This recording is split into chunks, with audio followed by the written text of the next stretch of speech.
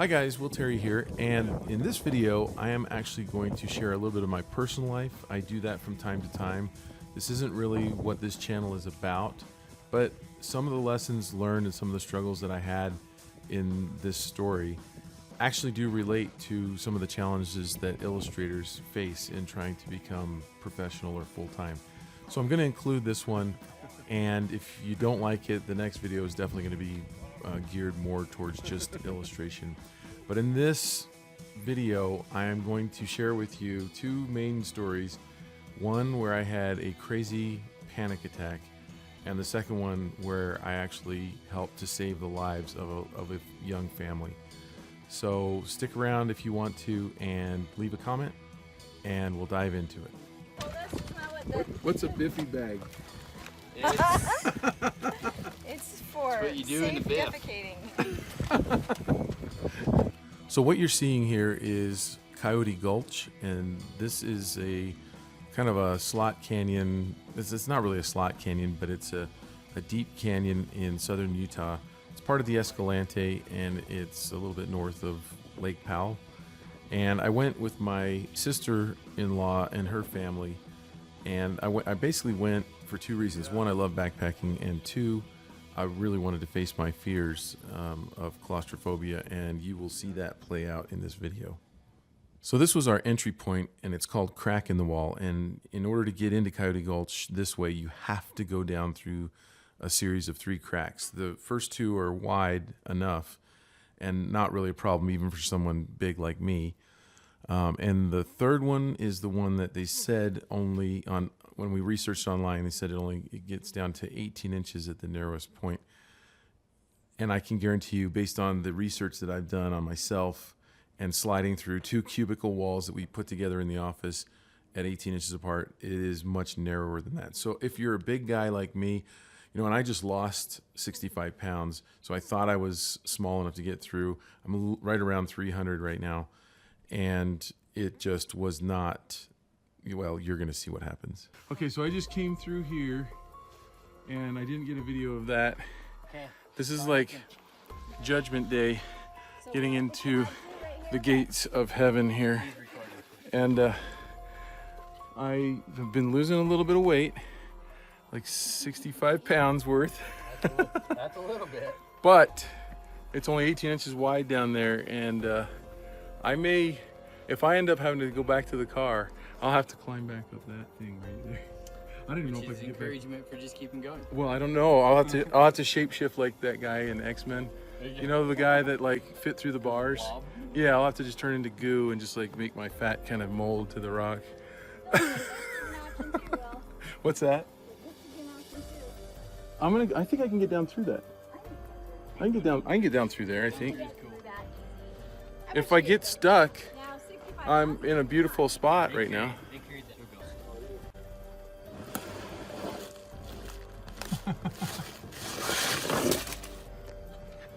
I will say I'm getting a little claustrophobic here.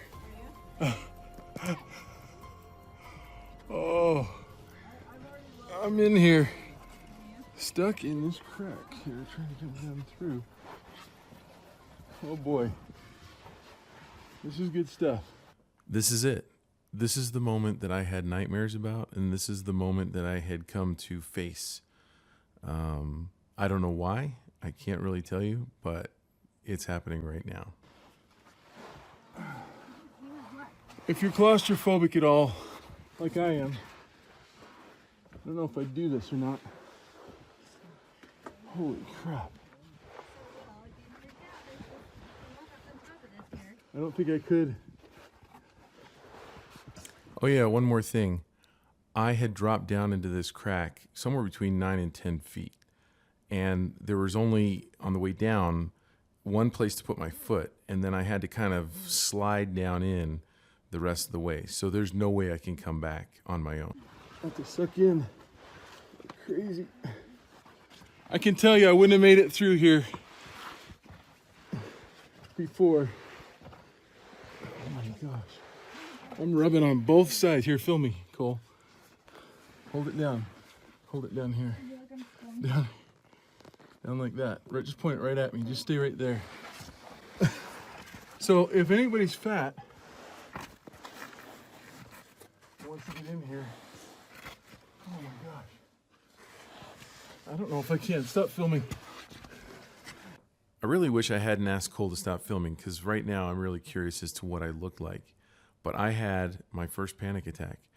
The walls felt like they were coming in on me. I was short of breath. I started to sweat. My mind started working overtime, like, I'm not getting out of here.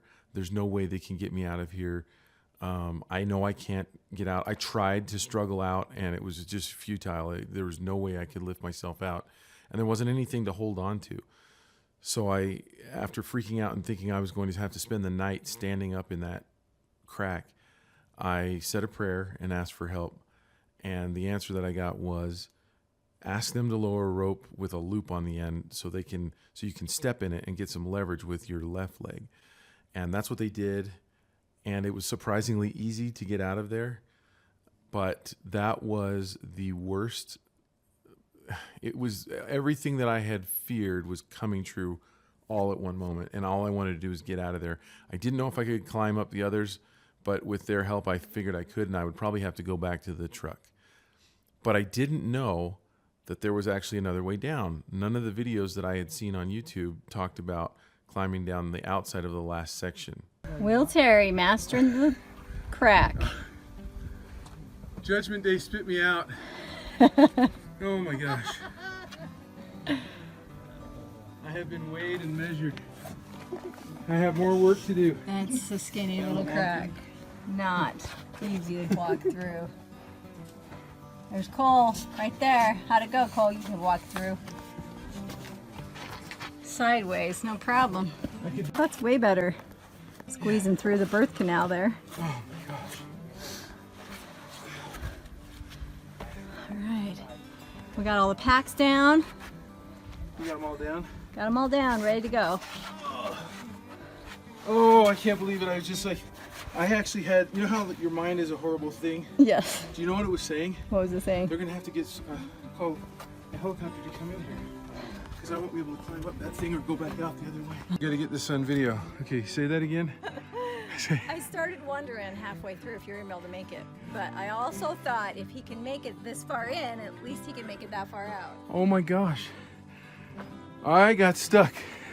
So for those wondering, that is, they lied. They said it was 18 inches wide. Oh, I can't believe I'm still alive. I came down the outside right here and down climbed. I got a video of that too. You took a video? Oh my gosh. Oh. Save myself a shoe size.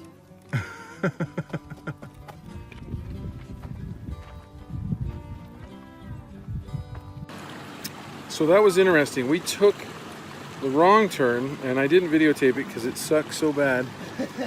Because we had to climb up out. We got to a place where we were ledged out. We took the wrong trail because we're not the smartest.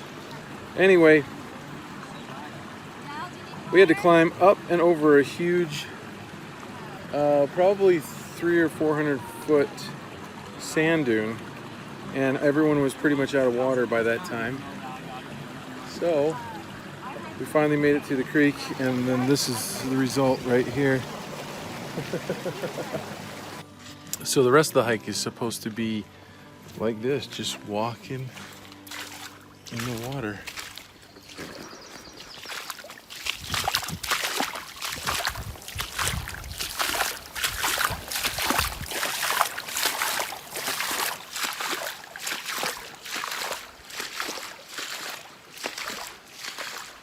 This is so beautiful. I just don't know if I can explain how cool it is to just be, you know, it's hot, it's probably in the 90s, but because you're, you know, in the stream just walking. So it's just so neat to be walking in this, and the water is just not even deep, and it's warm. It's like, I would estimate the water to be like 85, 90 degree water. I mean, it's warm. It feels like bath water. I kind of broke away from the group. They were eating lunch and kind of left them. And we're looking for a place to set up camp right now. But I just wanted to show like how amazing this walk is. You know, back in Maryland we had a walk like this, but it was underneath the highway and it was like a tunnel, and it had like, it smelled of like raw sewage. So it didn't compare at all. This doesn't smell. This is like heaven on earth. And then you got the cliffs up above, you know. And apparently it goes this way for about, I think the amount that we're doing is about 10 or 12 miles. And you're just in the water like this, just kind of moseying along.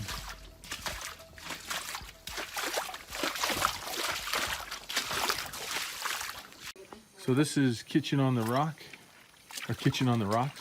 It's the rock shop. And why are we in the river?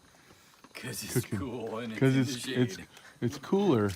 Our camp up there was in the We got sun. shade now, but We did it earlier, it sucked. I love that bowl. Look at how big. We made, there's our dromedary. Did you tell them about the Get the water filtered. awful hike back up when we found out that we went the wrong way? Yeah, I talked about that. I'm actually having carbs this weekend. Some chili mac with Beth. Okay, so from now on, I'm gonna share in the middle here just a little bit more of what it's like in Coyote Gulch in our trip, and then I'm gonna get into the story of how I helped a family that was in dire straits. I always like to take embarrassing pictures of my husband. Hold it up higher. How's it not so like hot? It's not like What? So this is breakfast. Well, some things you just don't sacrifice. Oh yeah. Oh my gosh, this looks glorious. That is refresh. Oh, that is awesome. That's fresh water up there. That would be delicious. That's just nice cool water too.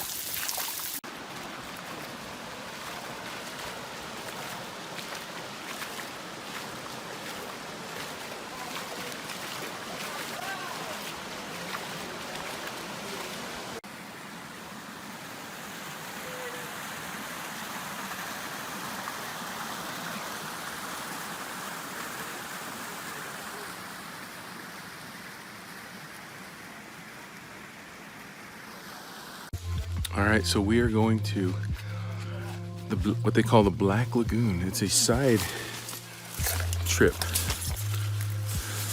through a side canyon, through a lush green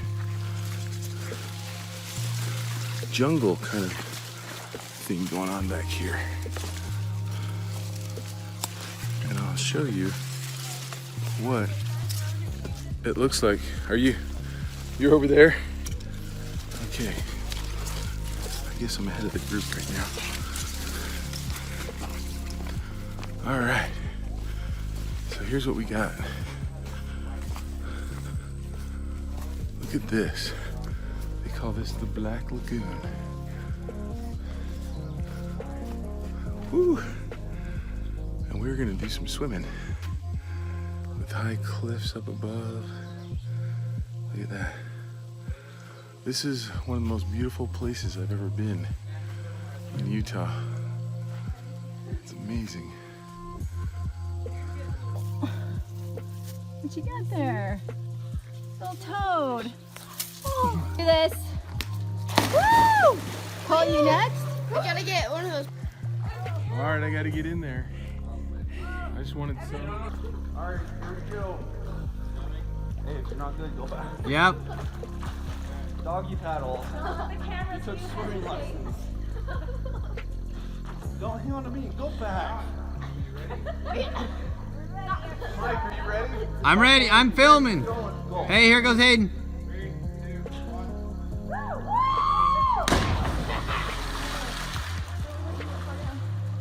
You hit? You okay? Yeah, I just can't breathe.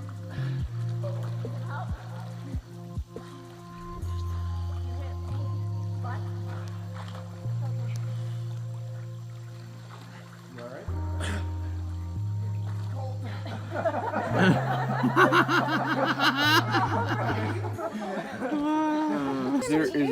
How about you guys? Are you still holding on to your money over there? No. I did Not cold. Oh, that's right. let it rip 2 times. I am. Are you really?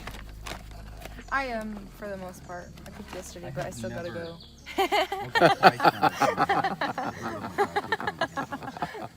I didn't go up there. Okay, so I'm going to kind of switch gears right now and start telling you the story about a specific family that we saw in trouble. This was on our third day. We came out on the fourth day, and on the third day we got to Jacob Hamlin Arch, and that's kind of the exit point that we had planned to go out. It's called the sneaker route. It goes to a parking lot called the water tank, and that's where we had left our cars. And that's where this family that you're seeing right now also left their cars. Is 2 miles up this steep cavern. And so some of these photos I just got off of the internet to kind of show you what it looks like. But this family had a 5-year-old and 2 10-year-olds. One was a sister and one was a cousin, and then another woman, and then the mother and father. And they didn't know what they were getting themselves into. Now, personally, I was worried about this the whole time because I heard it's kind of a hard climb out, but that it's doable, and that if you bring a rope, you can kind of make it safe. And that's what we did, and that's what we were planning to go out this way. But every night I would wake up with kind of this dread that was waiting for me at the end. And so when we got right to the end where we were going to camp, we found this family trying to get up this, and this is the first part right here. This is the steepest part. Well, it's actually not the steepest part. It's a very steep part. It's actually an easier part than what lays ahead, because there's actually places to grab on with your hands. So anyway, this family is struggling up there, and my sister-in-law helped them a part of the way up. And when she came back, she said, "I don't know, it's really kind of dangerous up there for little kids like that." And so I couldn't watch, so I went around the corner. I'm just going to play videos from the rest of our trip as I kind of tell you this story, because I didn't really take footage of what kind of happened next, for obvious reasons, I guess. But anyway, so I couldn't watch. I went around the corner and started setting up camp. And I mean, these guys had to get out. They were out of food. They were, from Las Vegas. They needed to go home. And then 2 women came around the corner the other way, and they had told us that they had just walked down Hurricane Wash that day, and they set up their camp a little further down from us. We told them about the family, and they went around to look. And long story short, they came back over to us and said they're coming back down. They couldn't make it. The one woman is just really panic stricken, and just really, like, she didn't sign up for this kind of a thing. And on YouTube, we've all, I think a lot of people that have gone in have watched people do this, and it looks easier when you see other people doing it. But when you're faced with it and you get on the wall, it's kind of like there's a lot of height there. But it's not anything that, if it was like a 5 or 6 foot wall or 10-foot wall, almost anybody could make the moves that you need to do, because it's not a vertical. It's not like like rock climbing. It's more scrambling up slick rock. It's good grip. It's not like you're going to really slip off very easily, but it's going to get in your head because you're going to be so high up, and you're going to be thinking that if you do slip and if you do fall, you're going to get hurt. And that's really, where you have to kind of face the fear of getting up something like that. And so they came back down, and I already had a lot of trepidation for going up that way. And the 2 women that came, and you can see one of them hugging here. When they came back down, they said, "You guys can't take your kids up there. You are going to have to go out Hurricane Wash." Now, Hurricane Wash is 7.3 miles from where we were, and it's through deep sand. The water will run out in a couple miles, so like 5 miles of it there's no water at all, and it's very hot. I mean, again, the temperature was somewhere between 95 and 100 degrees when we were down there, and so they said, well, you're gonna have to walk out, and here's what we want you to do. We want you to take the keys to our car. I mean, these are really good Samaritans, and take the keys to our car. And then when you get to the end, you can drive up to the water tank where your car's parked. And their car actually wasn't parked there. It was parked down further to the crack in the wall parking lot. And you kind of do the shuttle thing. And so I had my truck at the water tank, but we had our other 2 trucks down at the crack in the wall parking lot. They said, take our car up there and get your cars, and then you can just drive it back and park it and put the key in the little gas tank door because it doesn't lock. And then when we come out, our car will just be back. And these people just wanted to save the lives of this young family. Well, I asked the dad, who, I had asked him, like, what do you do for a living? And he was ex-military. And I asked him, like, how hard is it? And he was visibly shaken, very freaked out.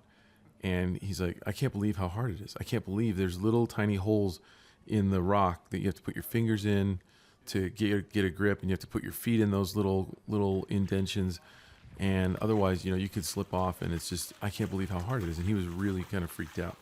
And that got me freaked out. So I just made a split decision and said, you know what, I will go with you guys out Hurricane Wash. Now, my wife asked, did you go with them to help them, or did you go to save yourself? I went to save myself. I wish I could say that I took one for the team and just really went to help them. But I was really kind of nervous about going up there, and especially with his report coming down. He was very athletic looking. How you doing, Cole? And he just was totally freaked out by going up that way. So I said, would you guys mind if I came along with you? And they're like, no, fine. And so we got the keys and thanked everybody, and then we filled up our water bottles. And this was at about 6 o'clock at night, and we knew that we weren't going to make it out before dark. At least I did. I think that the family, they had already hiked about 6 miles that day, and then they tried climbing up, and they got quite a ways up on that climb out. The sneaker route is what they call it.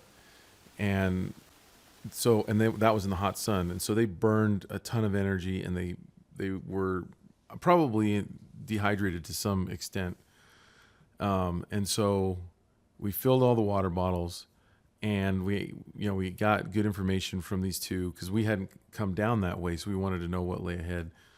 And they kind of gave us descriptions of different things you'll see along the way and stuff like that, and where the water runs out. And they said, but you probably can't pump after a mile. You can't filter your water after a mile because it's just not deep enough. It's just a trickle of water.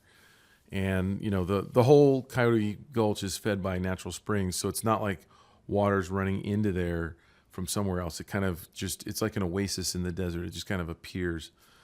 And so they said, you're going to need to fill up here. So we filled up, and then we started our hike. We were kind of trying to walk as fast as we could so we could have as much light as we could. But it was extremely hot. The canyon walls were radiating a ton of heat. It was like we were in an oven. And I could tell, knowing how much I drank on the trip, I was like, my 2 water bottles are not going to be enough. And so I tried stopping them, and I said, hey, you guys, we need to drink all of our water right now, as much as we can, and then filter again. And I had seen a little hole in the creek where we could get our filter in there and filter water out again. And it was probably like one of the last times we could filter. And they didn't quite understand what I was saying. They were like, no, we've got full water bottles, and I was like, you guys, we need to stop. And they were like, we got to keep going. And I said, guys, get back over here. We need to drink all of our water. We don't know how long this is going to take. We don't know how hard this is going to be. We don't know if we run out of water, we could die out here. So we need to be as hydrated as we possibly can right now. So to my surprise, I was able to turn them around, and we went back to the little water hole and got everybody drinking, got all the kids drinking. And it was surprising. They were dehydrated. Everybody drank their water bottle down all the way. And some of them had 2, and they drank all their water. It was amazing. And so then we filled them all up again. And I was still worried. I was like, man, I don't know. But at least we're more hydrated than we were. And so we started going out. And then we passed the map that we had. It had a right turn fork in the road up ahead to go into Coyote Gulch, and it had a left going straight for the hurricane wash. But we saw a right turn, and the dad said, "Oh, that's Coyote Gulch right there." And I looked at it, and I thought, I don't know if it is. We're getting here too quick. And I've been a scoutmaster. I've been on 50 backpacking trips in my life, and I know that a mile on the street or on the sidewalk, it goes by so much faster. You can walk a mile in 15 or 20 minutes in the city. When you get in like deep sand and stuff, it can take you a half an hour, and in our case longer, because we had these little kids, to walk that far. And we had obstacles. We had to constantly climb up out of the river bank, and we had to climb over rocks, and it wasn't an easy hike at all. There was constantly scrambling up over rocks, and there were like stairs in the wash that you kind of had to go up, these bedrock jutting out and stuff. And so I just said, in my mind, I didn't want to argue with the guy, but I in my mind I was like, I don't think that's Coyote Gulch yet, and I think we'll probably see it up ahead, because it looked like it was a mile on the map, about a mile down the road. And sure enough, we came to another fork, and because he was convinced, and I've done this too, and I think almost anybody has, when you want to see certain things on a map, you see the things that you want to see. You make the terrain fit what you want, where you want yourself to be on the map. And when you don't want to walk 7 miles, it's easy to convince yourself that you've seen something, but in reality, it's not actually what you've seen. So they didn't actually put the first canyon on the map, and I would assume because some people actually walk to the right and go to the end of Coyote Gulch, which kind of ends in a dead end, but it's very long, and it would have taken us way out of our way, and there wasn't any water. And so we were in a situation where, at a crossroads, where he was like, well, we have to go to the right here. And the reason was the way the terrain was, the straight ahead route got really narrow and small, and didn't look like the canyon anymore. It looked like it was going out of the canyon, and it was going out of the main canyon. But that's what we actually had to go through. But because he hadn't been through there before, and I hadn't been through there before, we were a little nervous as to which was the right way. But in my mind, I said, knowing that we couldn't have gotten to the turnoff yet, that this actually had to be it. And the way the map was showing, it was taking us in more of the direction to go to the left. And it was more in line with the map. Anyway, we got into a big argument. And this was a kind of a crossroads where I feel like if I hadn't really thought about it and really, really fought hard on this, then we could have gone down that other canyon. And jumping ahead a little bit in the story, we did run out of water. I was completely out at the end. I think they were mostly out or all the way out, and we could have. I really feel like it was like we could have gotten into some serious heat stroke problems, even worse, running out of water in the desert environment like that.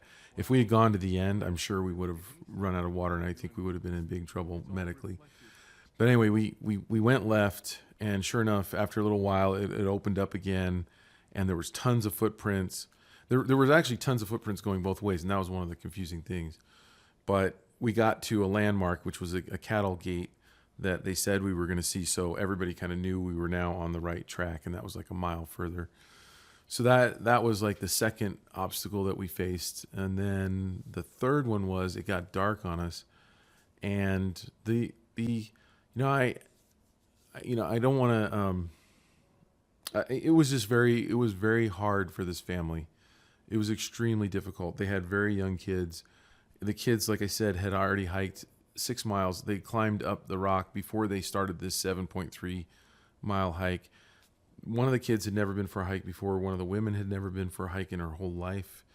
And the husband was carrying the bulk of the weight. He was carrying a pack that was way too heavy for him to lighten the burden. If you go backpacking, there's a lot of equipment you have to take, and his kids, just weren't big enough to to shoulder the what you would call a fair share. So, he was shouldering the load for the family, and he was just beat down. He was dripping with sweat the whole time, just dripping, and he was trying to go as fast as he could to get out of there.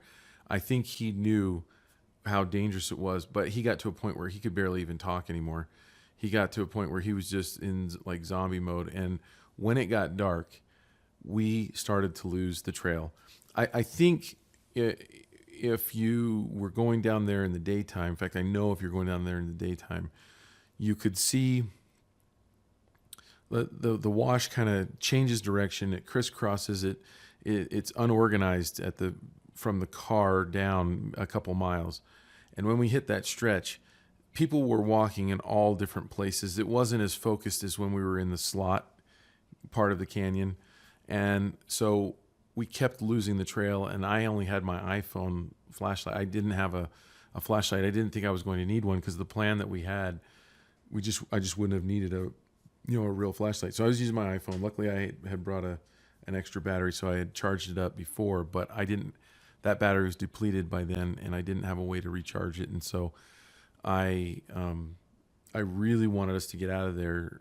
And I started seeing, all of a sudden we would, like, in the middle of the night, we would, this was like 10 o'clock at night, and we had been hiking for 4 hours, and I completely lost the tracks. I'm like, wait, you guys hold on here. Some of them started to get a little scared and panicky, like, where are we? We're in the middle. It's pitch black outside. The moon isn't up. And we didn't, we had no idea where we were. And so I said, stay here. And I retraced my steps backwards, went back down, found the footprints and kind of which direction they had gone. And they had kind of climbed out of the wash, because in the daytime, you could see that there was like a blockage up ahead, but we couldn't see that yet. And so people would see that blockage, and they would kind of hike up and out, either to the left or the right. And that kept happening. And we had to hike for another 2 hours and didn't get to the car until midnight. Now, one of the women was saying, well, how fast do you think we can hike? And I was saying, well, if we don't stop and we're hiking this pace, we might be able to average 2 miles an hour. So we might be able to, and so she's doing the math, and she's like, well, we should be out of here at like 9:30 then. The thing was, we were hiking in deep sand. We were constantly having to climb up over obstacles. We had to keep stopping because a few of the kids were really having a hard time and just really wanting to sit down and rest. And so we weren't making good time at all. We were making barely over, a mile an hour. And I couldn't tell that at the time. I really didn't know, but I figured, when you go backpacking, when you get towards the end of your hike, the hike is always, as it's like a general rule, it's always 2 or 3 miles longer than you think it is. That's what it feels like. And so I knew that we were just, I had predicted about 11 o'clock at night. We were when 11 o'clock came, I started getting really nervous, because I was like, man, these cars, the parking lot just isn't showing up in the middle of the dark. I just kept around every corner. I just kind of was hoping that I would see the cars, and it was crazy. It got harder and harder. They were out of water.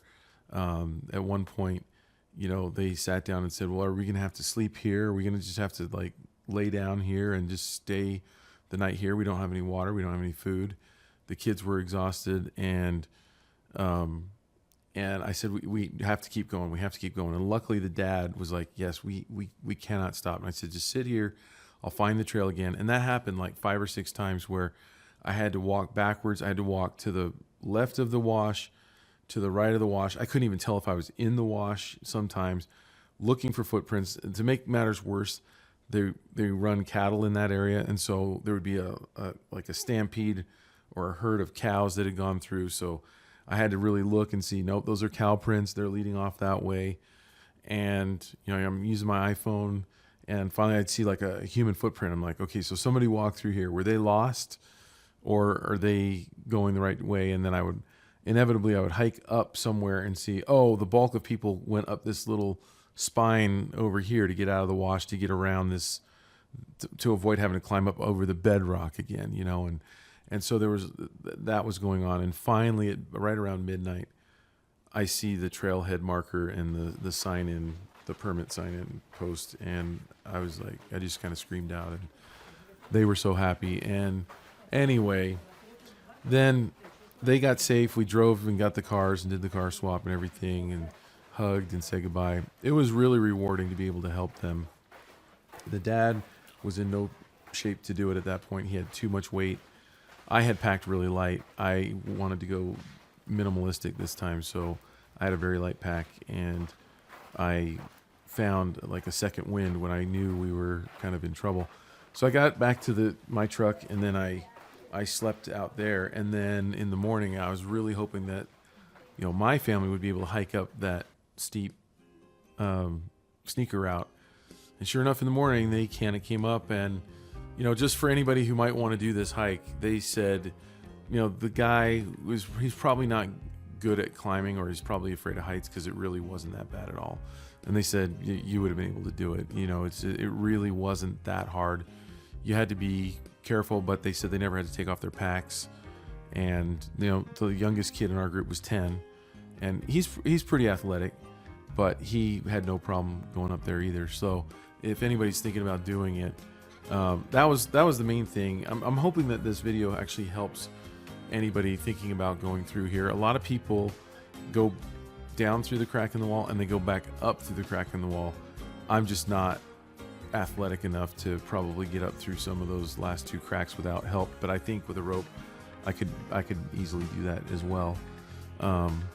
So anyway, that is the video, and I really think as illustrators we need to take time. One of the reasons why I took time to go and do this is I wanted to refill my creative bank account. I really feel like experiences like this push you as an artist. I didn't do any drawing down there. It's hard to do a little watercolor painting and drawing when you have a group, because the group's always doing something different, and you kind of want to be part of the group. I would love to go with some artists sometime, just as that would be like the plan would be to go down into a place like this and just paint and draw for our activity. I've even talked to Jake about doing that, and we'd love to put some kind of a group together sometime. So anyway, thanks for watching this. Again, most of my videos aren't on subject matter like this. Most are, you know, giving advice to illustrators, to freelance children's book illustrators, and, you know, comic book illustrators and things like that. So anyway, thanks for watching. Subscribe if you don't want to see more stuff like this, and I'll see you on the next one.